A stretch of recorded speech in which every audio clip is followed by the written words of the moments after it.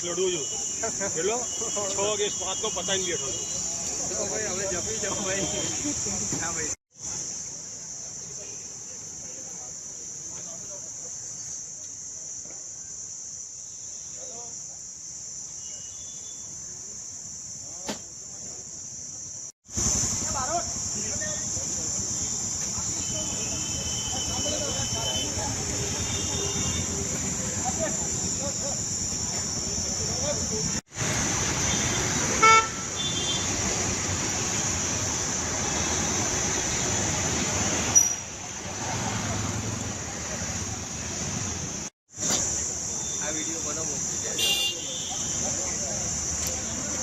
જિગ્નેશભાઈ તમે એક જગ્યા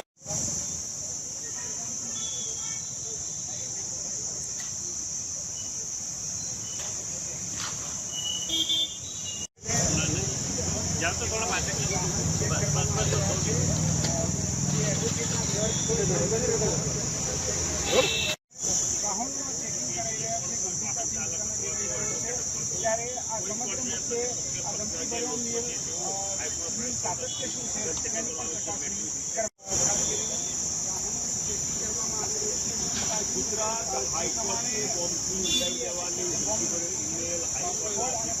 અમદાવાદ શહેરની અંદર નામદાર ગુજરાત હાઈકોર્ટમાં સવારે 11:15 આસપાસ એક ધમકીભર્યો મેલ જે છે રિસીવ થયો હતો, જેમાં એવી વિગત હતી કે અમે સાંજના સમયે બોમ્બથી એટલે આઈડીથી નામદાર હાઈકોર્ટના જે બિલ્ડિંગ છે, પ્રિમાઇસીસ છે, એની અંદર બ્લાસ્ટ કરવાના છે. તો તમામ લોકોને તાત્કાલિક જે છે એ ત્યાંથી હટાવી દેવા એ પ્રકારનો એક ધમકીભર્યો ગુનાહિત ધમકીભર્યો મેલ રિસીવ થયેલો, જેની જાણ હાઈકોર્ટે થતાં તાત્કાલિક કલેક્ટરશ્રી અને માનનીય પોલીસ કમિશનરશ્રીએ પણ હાઈકોર્ટની વિઝિટ લીધી.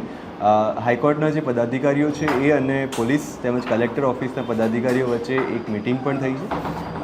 આ જે મેલ છે એને ધ્યાનમાં રાખી અને લોકોની સેફટી સલામતી માટે પ્રિકોશનના ભાગરૂપે મિનિમમ ડિસ્ટ્રપ્શન સાથે હાઈકોર્ટનું જે ફંક્શનિંગ છે લંચ અવર્સ પછી અત્યારે મુલતવી રાખવામાં આવ્યું છે અને પોલીસ દ્વારા અમદાવાદ શહેરની 3 BDDSની ટીમ અને અમદાવાદ ગાંધીનગર સ્ટેટ કંટ્રોલ તરફથી ફાળવાયેલી બીજી 3 એટલે કુલ 6 BDDSની ટીમ અને સ્થાનિક પોલીસ દ્વારા સઘન ચેકિંગ એન્ટી સબોટાજ ઓપરેશન્સ જે છે હાથ ધરવામાં આવ્યા છે. હાઈકોર્ટના તમામ જે એરિયાઝ છે, તમામ બિલ્ડિંગ્સ છે, ઇન્ક્લુડિંગ જ્યુડિશિયલ એકેડમી, ત્યાં આગળ આ પ્રકારનું ચેકિંગ જે છે એ કરવામાં આવી રહ્યું છે. અત્યાર સુધીમાં કશું જ એવું જણાયેલ નથી, છતાં પણ તકેદારીના ભાગરૂપે આ એક્સરસાઇઝ જે છે હાથ ધરવામાં આવી છે અને આની અંદર ફર્ધર જે કંઈ પણ ડેવલપમેન્ટ હશે એ અહીંયા આપની સામે મૂકવામાં આવશે.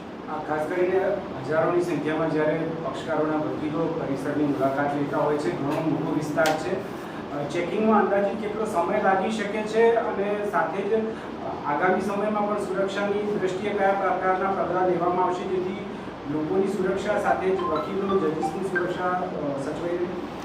ભૂતકાળમાં પણ નામદાર હાઈકોર્ટ સાથે રહીને જે સુરક્ષાની દ્રષ્ટિએ જે પણ ઇમ્પ્રુવમેન્ટ્સ કરવાના છે એ ઓલરેડી કરવામાં આવ્યા છે. અત્યારે ડીવાયએસપી કક્ષાના અધિકારીને હાઈકોર્ટની સુરક્ષા માટે નિયુક્ત કરવામાં આવ્યા છે. એમની નીચે ટોટલ SRPની 2 કંપનીઝ બાદ બીજા ટેકનિકલ ઇન્સ્ટ્રુમેન્ટ્સ જે છે મૂકવામાં આવ્યા છે. પરંતુ આ ઇન્સિડન્ટ બાદ, આ ચેકિંગ બાદ જેટલા પણ બીજા લૂપહોલ્સ અમારા ધ્યાને આવે છે, અમે નામદાર હાઈકોર્ટની સાથે રહી સંકલનમાં રહી અને લોકોની, વકીલોની અને પક્ષકારોની સુરક્ષા માટે જે પણ યોગ્ય કાર્યવાહી કરવાની છે એ તમામ કાર્યવાહી કરીશું.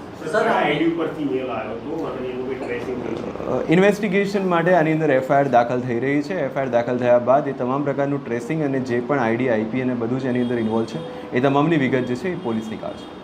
સાથે વાત કરવામાં આવે ગાંધીનગર હાઈવે છે, વલ્નરેબલ સિચ્યુએશન ગણી શકાય એવી પોઝિશન પર હાઈકોર્ટ સ્થિત છે, ઉપરથી પણ રસ્તો જાય છે, નીચેથી પણ રસ્તો જાય છે.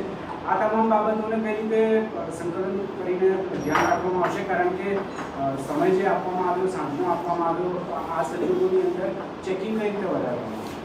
અત્યારે જે સ્થાનિક પોલીસ છે, સોલા પોલીસ સ્ટેશન, એની સાથે સાથે ઝોન 1ના જે સ્થાનિક પોલીસ ઇન્સ્પેક્ટર્સ છે, એમના સર્વેલન્સ સ્ટાફ છે, એ તમામને અત્યારે બોલાવી લેવામાં આવ્યા છે. ACP પણ અહીંયા હાજર છે, DCP પણ અહીંયા હાજર છે અને તમામ પ્રકારની જે સુરક્ષાની દ્રષ્ટિએ કરવાની થતી કાર્યવાહી છે એ અંડરવે છે. અમને એડવોકેટ્સનો પણ ખૂબ સારો સહકાર આની અંદર મળ્યો છે અને તમામ લોકો જે છે એક સાથે થઈ અને આ કાર્યવાહી કરી રહ્યા છે. સમય જેટલો પણ લાગશે પણ અમે એ એન્શ્યોર કરીશું કે કોઈપણ પ્રકારની અઘટિત ઘટના જે છે ના બનવા પામે અને અમદાવાદ શહેર પોલીસ આ માટે કટિબદ્ધ છે. Thank you. પેનિક ના ફેલાય તેના માટે કયા પ્રકારનો સંદેશ આપવામાં આવશે? નામદાર કોર્ટ દ્વારા એક નોટિસ જે છે ઇસ્યુ કરવામાં આવી છે. તમામ લોકોને એની જાણ કરવામાં આવી છે. એમ છતાં પણ પ્રેસ અને મીડિયાના માધ્યમથી પણ તમામ લોકોને જણાવવામાં આવ્યું છે અને તમામ લોકોને વિનંતી છે કે આની અંદર જે સિક્યોરિટી ઓપરેશન થઈ રહ્યા છે એમાં સહકાર આપે જેથી કરીને ભવિષ્યની અંદર કોઈ